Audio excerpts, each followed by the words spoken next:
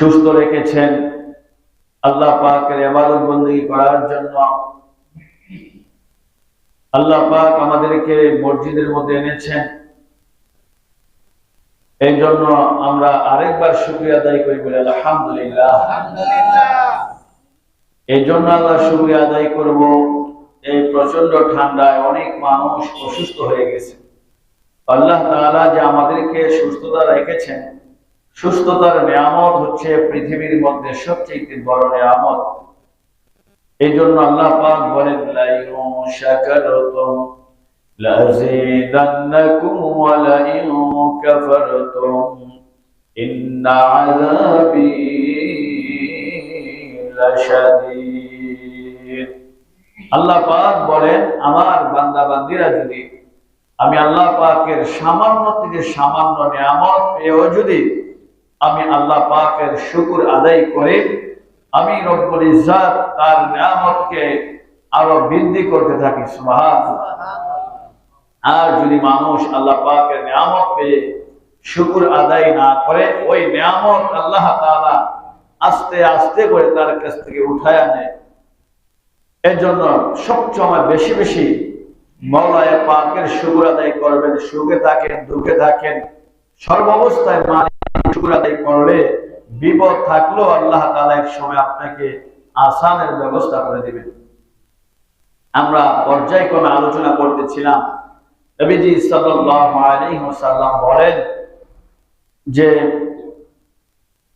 পৃথিবীর মধ্যে 5টি কাজ চালু থাকলে, 5 ধরনের মানুষ থাকলে কিয়ামত ঘটবে না।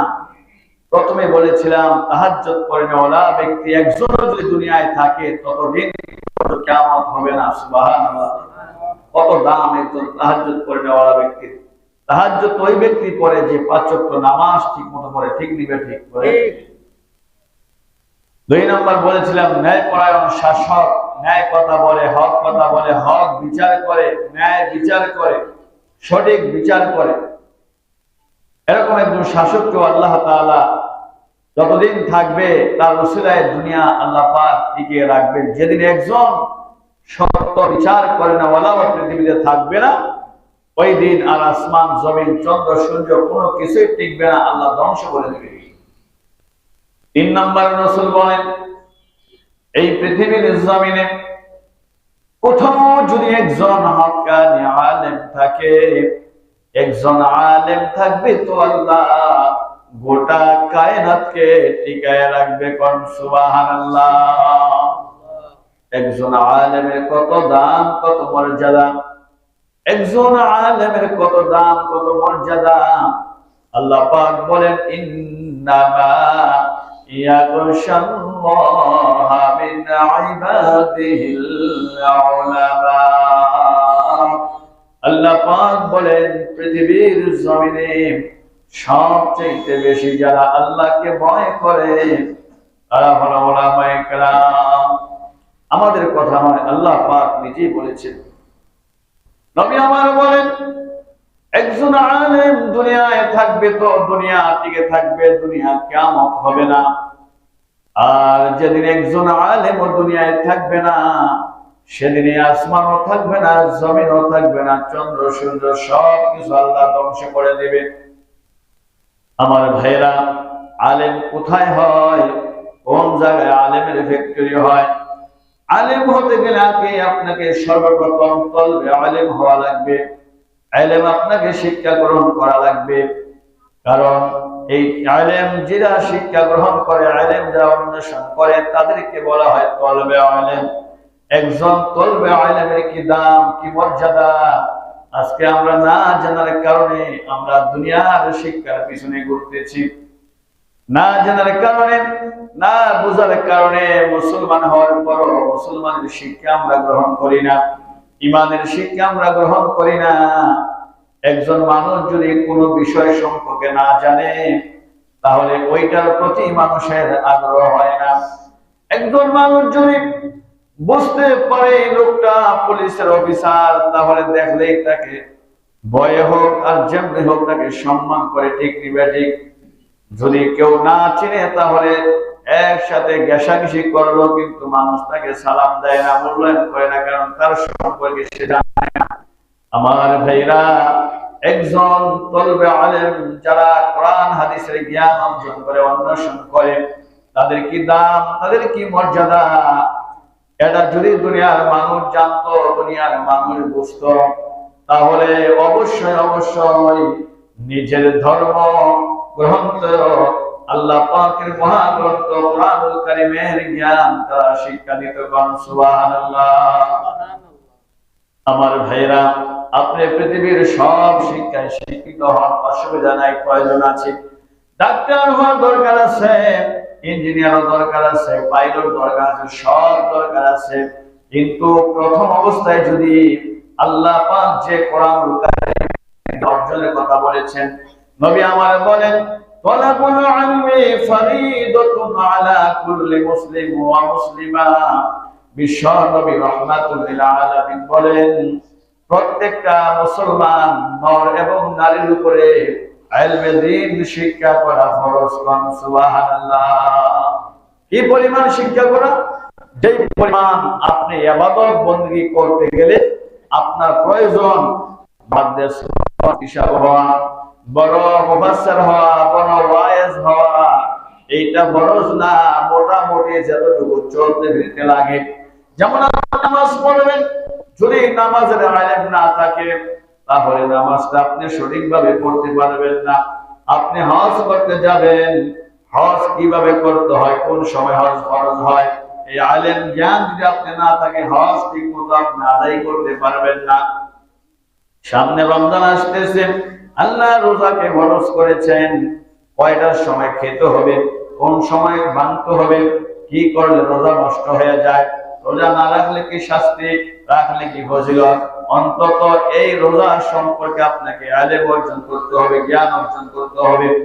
অর্থাৎ একজন মুসলমান, নারী হোক কিংবা পুরুষ হোক, আল্লাহর নবী বলছেন, বাধ্যতামূলক নামাজ যেমনি ভাবে ফরজ, রোজা যেমনি ভাবে ফরজ, হজ যেমনি ভাবে ফরজ, যাকাত যেমনি ভাবে ফরজ, ঠিক তেমনি ভাবে মোটামুটি প্রাথমিক অবস্থার যে ইলম গুলো আছে, এই ইলম শিক্ষা করা প্রত্যেকটা নর নারীর উপরে ফরজ। সুবহানাল্লাহ। প্রত্যেকটা মুসলমান নর এবং নারীর উপরে ইলমে দ্বীন শিক্ষা করা ফরজ।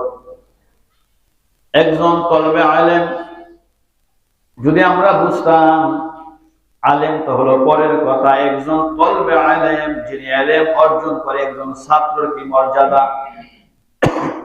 আল্লাহর হাবিব বলেন, তোমরা যদি দুনিয়ার জমিনে সরাসরি কোনো জান্নাতি মানুষ দেখতে চাও, তাহলে তলবে ইলমদের দিকে তাকাও।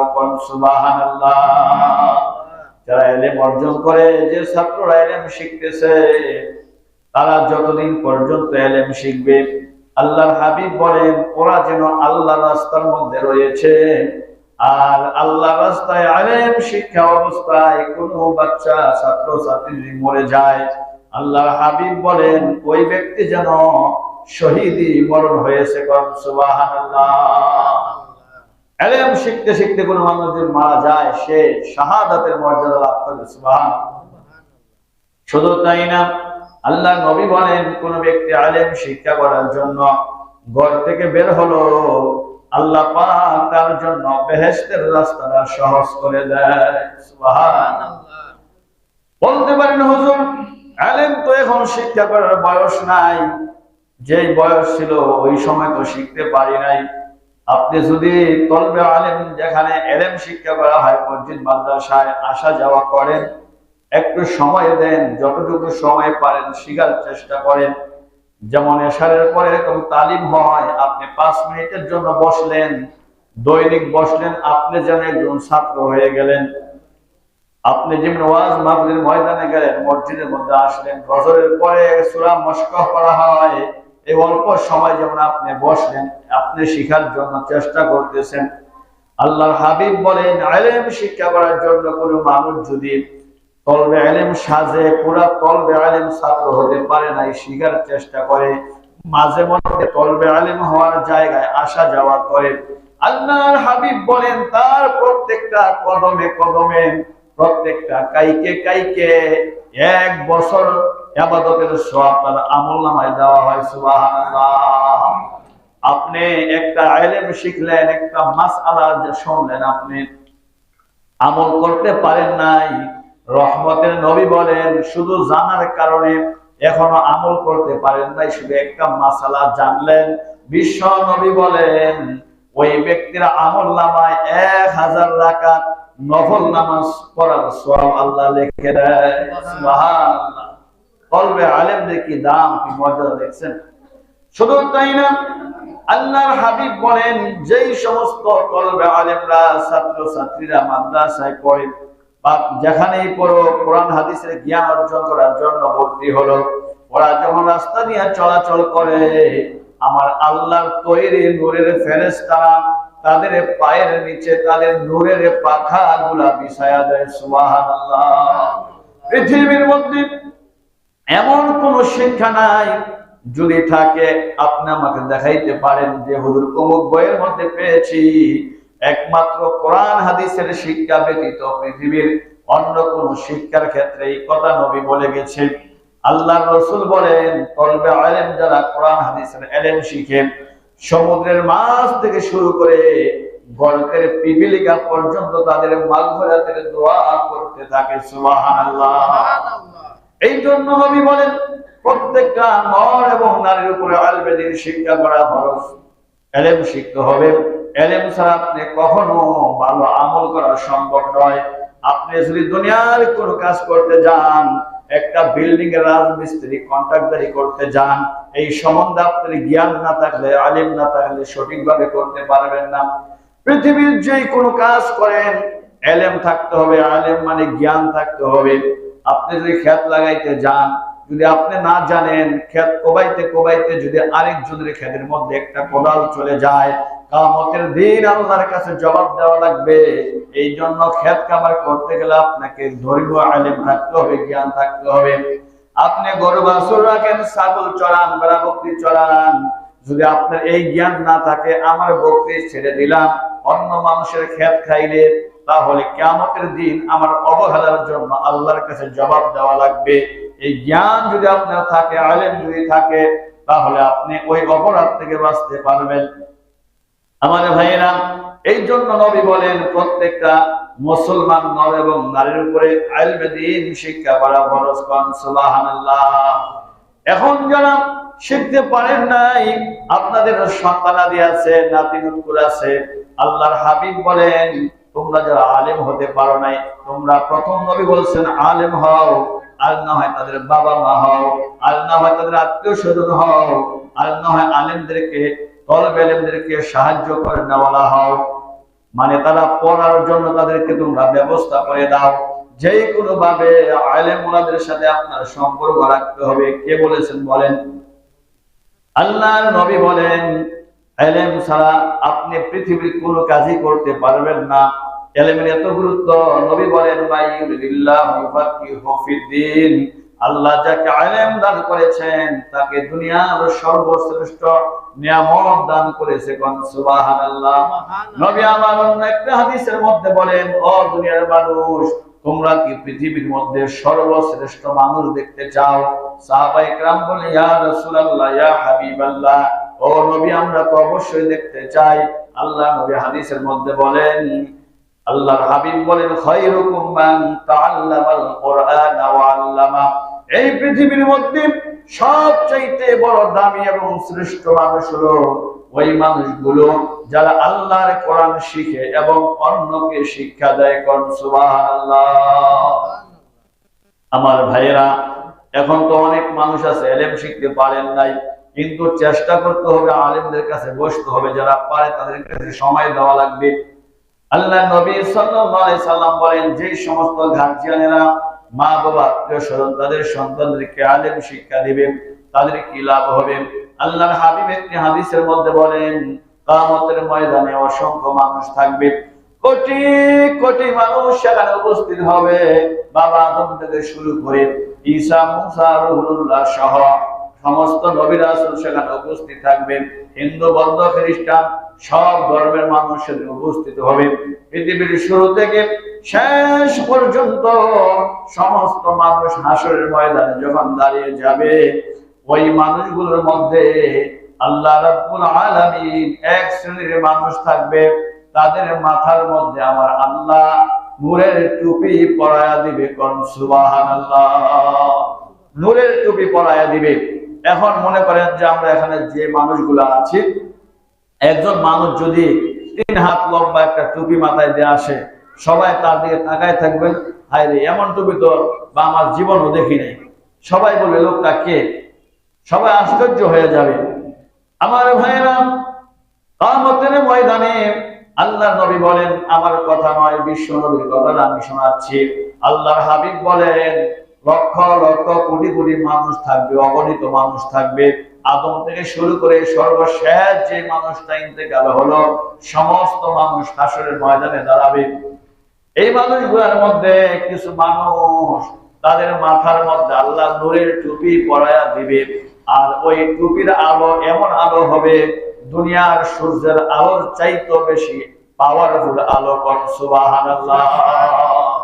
এই যে দুনিয়ায় সূর্য যখন উঠে, পৃথিবীতে কোনো অন্ধকার থাকে বলেন? সারা পৃথিবী আলোকিত হয়ে যায় সূর্যের আলোর কারণে। আল্লাহর নবী বলেন, এই দুনিয়ার সূর্যের চাইতে আরো বেশি পাওয়ারফুল আলো থাকবে। এরকম কোটি কোটি মানুষ হাসরের ময়দানে থাকবে, তাদের মাথার মধ্যে এরকম নূরের টুপি থাকবে, আর আলো বের হতে থাকবে, যখন ঝলকাতে থাকবে। রহমতের নবী বলেন, একদল মানুষ মনে করবে ওই সমস্ত মানুষগুলা বুঝি নবী রাসূল, ওই সমস্ত মানুষগুলা বুঝি ওলিয়া উলিয়া গাউস কুতুব। হাসরের ময়দানে আওয়াজ করবে, আল্লাহ এই মানুষগুলো কারা? কেন এত সম্মান? তাদের মাথায় কেন নূরের টুপি? এত আলো কেন? গোটা হাসরের ময়দান আলোকিত হয়ে গেছে।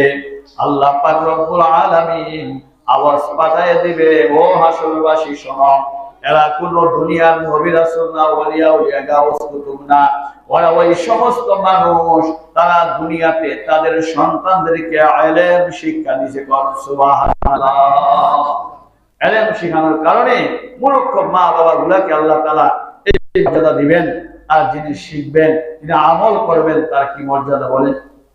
এই জন্য আমার ভাইয়েরা, কিয়ামতের দিন আল্লাহ রাব্বুল আলামিন বলেন, 24 নম্বর পারা 19 নম্বর পৃষ্ঠার মধ্যে একটা আয়াত রয়েছে।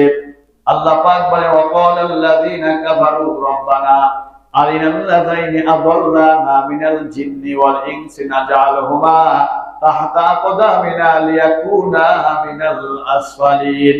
কিয়ামতের ময়দানে এক শ্রেণীর মা বাবাকে সন্তান ডাকতে থাকবে, এক শ্রেণীর অভিভাবকদেরকে ডাকবে, ও আল্লাহ যাদের কারণে আজকে আমরা ইলম শিক্ষা করা ফরজ ছিল, ইলম থেকে বঞ্চিত হয়েছি, আমাদেরকে তো ইলম শিক্ষার জন্য বাবা মা ব্যবস্থা করে নাই।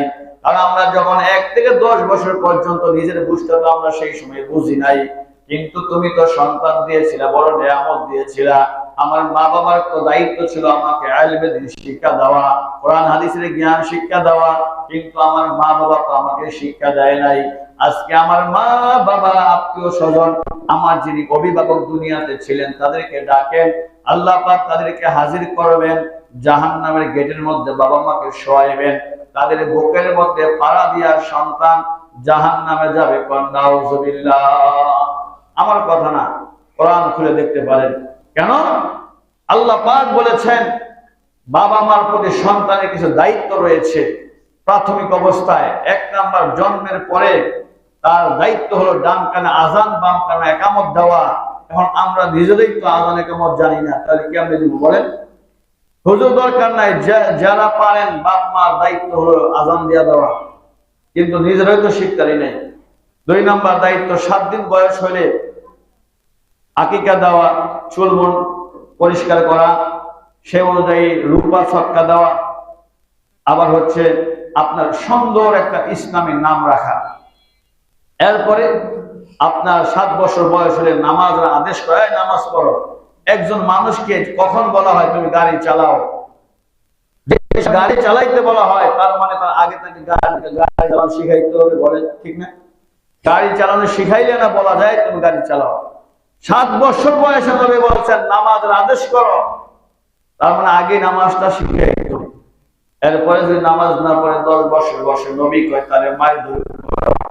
আমরা দুনিয়াতে কাজকর্ম না করলে সন্তানকে বকাবকি করি, নিজের কাজ না করলে গালমন্দ করি, চাকরিতে না গেলে গালমন্দ করি, কিন্তু সন্তান নামাজে না আসলে আমরা গালমন্দ করি না।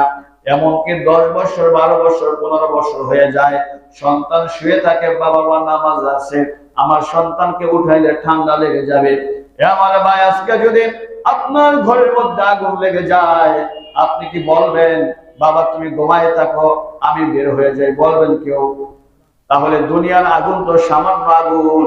আপনার সন্তান তো 7 বছর বয়সের পর থেকে নামাজের আদেশ করার জন্য বলেছেন, 12 বছর থেকে নামাজ ফরজ হয়ে গেছে। এরপরে যখন নামাজ না পড়বে, এক ওয়াক্ত নামাজ শুধু দেরি করে পড়ার কারণে নবী বলেন 2,88,000 বছর জাহান্নামে জ্বলতে হবে। নাউযুবিল্লাহ। তাহলে আপনি যে এই শাস্তির কথা শুই না যে দেরি করে নামাজটা পড়ছে, এই জন্য 88,000 বছর জাহান্নামে জ্বলতে হবে, আর যে না পড়লো তার কি শাস্তি হবে হিসাব নাই। তাহলে আপনি যে নামাজে আসলেন, আপনার সন্তানকে যদি আপনি ভালোবাসতেন, তাকে গাড় ধাক্কা দিয়ে উঠাইয়া হইলো, অন্তত সন্তানকে জাহান্নাম থেকে বাঁচাইবার চেষ্টা করতেন। কিন্তু এই জ্ঞান তো আপনার থাকতে হবে আমার ভাইয়েরা। এজন্য আল্লাহ নবী বলছেন ইলম শিক্ষা করা ফরজ। দুনিয়ার ইলম আর পরকালের ইলমের কি তুলনা দেখেন। আল্লাহর নবী বলেন তোমরা সন্তানদেরকে ইলম শিক্ষা দাও, না হলে কিয়ামতের দিন এই সন্তান আপনাকে কাঠগড়ার আসামি বানায় দিবে বলে আমার বাবা আমাকে ইলম শিখায় নাই, সন্তানকে ইলম শিখায় নাই। আজকে ইলম শিখার পরে আপনি প্রাথমিক ইলমটা শিক্ষা দেওয়ার পরে আপনি স্কুল কলেজে পড়ান, অসুবিধা কি?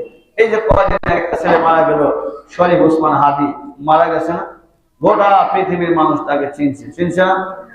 এরকম কি বাংলাদেশ থেকে কত এমপি মন্ত্রী সিঙ্গাপুরে গেছে, এই পর্যন্ত কোন সময় কোন এমপি মন্ত্রী মালয়েশিয়ার দেখার জন্য যায় নাই, কোন ইতিহাস নাই।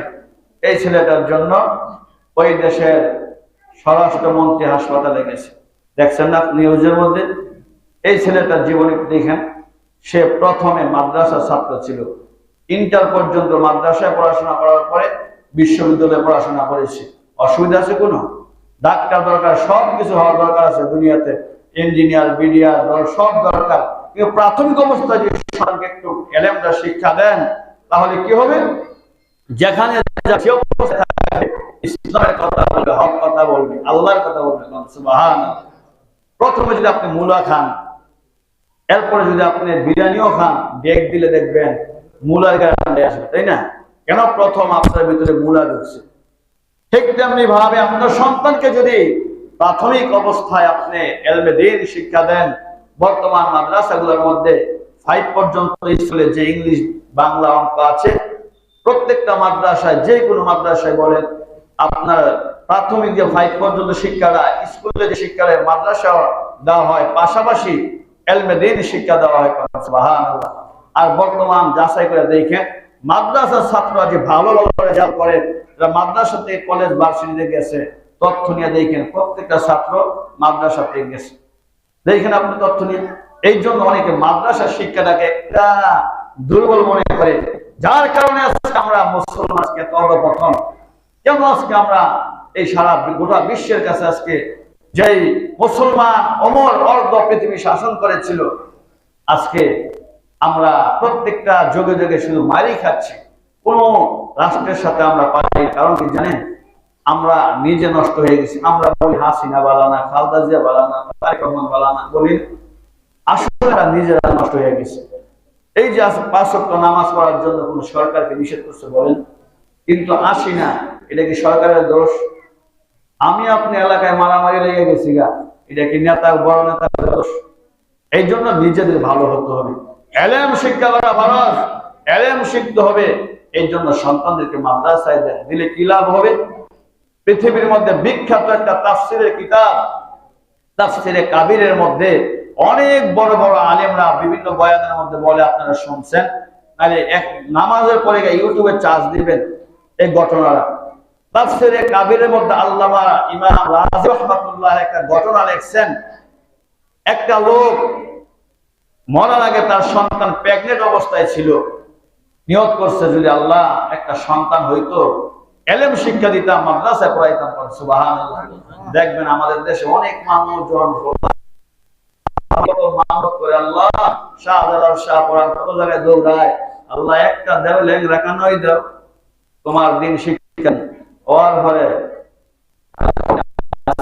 এই জন্য ভাইরা, আল্লাহ পাক ওই লোকটা মারা যাওয়ার পর তার স্ত্রী, আমি যেমন আপনাদের সাথে বলতেছি, আল্লাহ এই ঘটনা, এই সাহাবীরা শোনো, আল্লাহর নবী মুসা আলাইহিস সালাম কোথাও রওনা হয়েছেন, পথের মধ্যে একটা কবর, এই কবরের মধ্যে আযাব হইতেছে। আল্লাহ তাআলা মুসা আলাইহিস সালামকে আযাবটা শুনতে পারতেছেন। মুসা নবীদেরকে আল্লাহ তাআলা কবরে আযাব বিভিন্ন অলৌকিক ঘটনা দেখাইতেন, শোনাইতেন। কিন্তু মানুষকে এগুলো দেখায় না, কারণ কবরের আযাব যদি আমরা সাধারণ মানুষ শুনতাম তাহলে মানুষ জায়গায় স্টক করে মারা যেত। এত কঠিন আযাব আল্লাহ তাআলা পৃথিবীর শ্রেষ্ঠ সন্তান নবী রাসূলদেরকে, ওলিয়া উলিয়াদেরকে বিভিন্ন ঘটনা, আযাব, গজব এগুলো দেখাইতেন দুনিয়ার মানুষকে বোঝানোর জন্য। সুবহানাল্লাহ।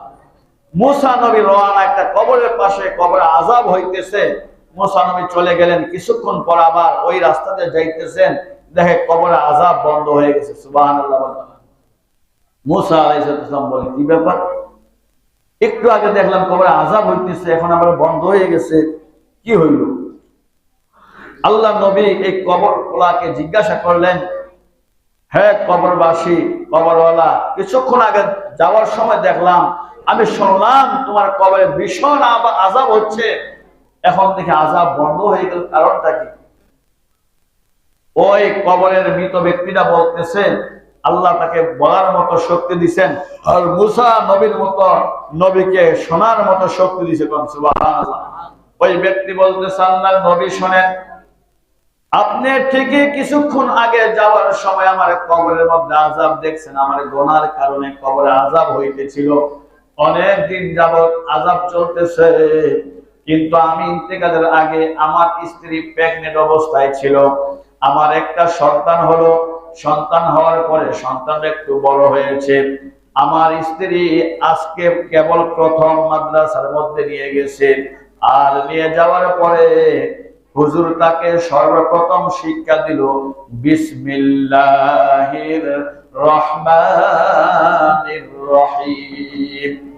ওই আমার সন্তান যেই না বিসমিল্লাহির রহমানির রহিম বলল, আল্লাহ রাব্বুল আলামিন আযাবের ফেরেশতারে ডাক দিয়া বলছে, ও আযাবের ফেরেশতা, আমার এই বান্দা গুনার কারণে তার কবরের মধ্যে আযাব দিয়েছিলাম, আযাব চলতেছিল, কিন্তু তার এতিম সন্তান দুনিয়ার মধ্যে এই কিছুক্ষণ আগে আমি আল্লাহকে বিসমিল্লাহির রহমানির রহিম, মানে আমি আল্লাহ দয়ালু মেহেরবান করে আমাকে ডাক দিছে, যে ব্যক্তির সন্তান দুনিয়াতে আমি আল্লাহকে রহমান আর রহিম বলে ডাক দিছে, এই এতিম সন্তানের বাবার কবরে আমি আযাব দিতে পারি না, এই নিষ্পাপ সন্তানের কারণে আমি আল্লাহ তার বাবার কবরের আযাব এই মুহূর্তে চির জিন্দেগীর জন্য বন্ধ করে দিলাম। সুবহানাল্লাহ।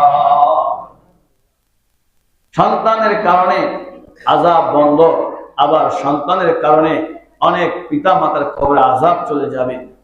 আমার ভাইয়েরা, এই জন্য এলেম শিক্ষা করা ফরজ, আমরা নিজেরাও শিখবো, আমাদের সন্তানগুলোকে, আমাদের প্রতিষ্ঠা এখানে আছে বিভিন্ন জায়গায়, যেখানে দেখছি আপনারা অন্তত প্রাথমিক অবস্থায় যে এলেমটা অন্তত 5 পর্যন্ত আপনারা মাদ্রাসা লাইনে পড়ান, এতে কি হবে, আপনার সন্তান আপনার জানাজা পড়তে পারবে। এই যে সামনে একটা মাদ্রাসা আছে না, হাসান জামিল সাহেবের কি কোম্পানি জানি, এসকেপ কোম্পানির একটা মালিক হাসান জামিল সাহেবের মাদ্রাসা, হাসান জামিল সাহেব ওই জায়গায় বয়ানে বলছে, মোহাম্মদপুরে এক লোকে অনেক সন্তানকে ইঞ্জিনিয়ার ব্যারিস্টার বানাইছে বিদেশে, বাবা ইন্তেকালের পরে দুনিয়ার এত বড় শিক্ষিত সন্তান, এত কান্না, বাবার লাশ ধরে, বাবা তুমি আমারে কোটি কোটি টাকা নষ্ট করে এত শিক্ষায় শিক্ষিত করলা, বাবা এখন শেষ মুহূর্তে তোমার জানাজাটা পড়তে আমি পারতাম না, কারণ আমি তো দোয়া কালাম জানি না, তুমি সব শিখাইলা বাবা, কিন্তু আমাকে জানাজা পড়ানোটা শিখাইলে না। আমি জানাজার মধ্যে দাঁড়ায়া বাহিরের ইমাম সাহেব দোয়া করবো তোমার জন্য, আর আমি তোমার সন্তান হইয়া চুপ করে দাঁড়ায় থাকবো। বাবা তুমি কেন আমাকে শিখাইলে না? এই জন্য বুঝবেন বাবা, চোখটা বন্ধ হইলে দুনিয়াটা কি বুঝবেন। এই জন্য এখনো সময় আছে, সন্তানকে এলেম শিখান। প্রাথমিক এলেমটা শেখানোর পরে আপনি যে কোনো কলেজ বাচ্চাদের পড়ান, অসুবিধা নেই তো। আল্লাহ তাআলা আমাদের সকলকে এলেম শিখে কবরে যাওয়ার তৌফিক দান করুন, আমিন। ওয়া আখিরু দাওয়ানা আলহামদুলিল্লাহি রাব্বিল আলামিন। সুন্নাত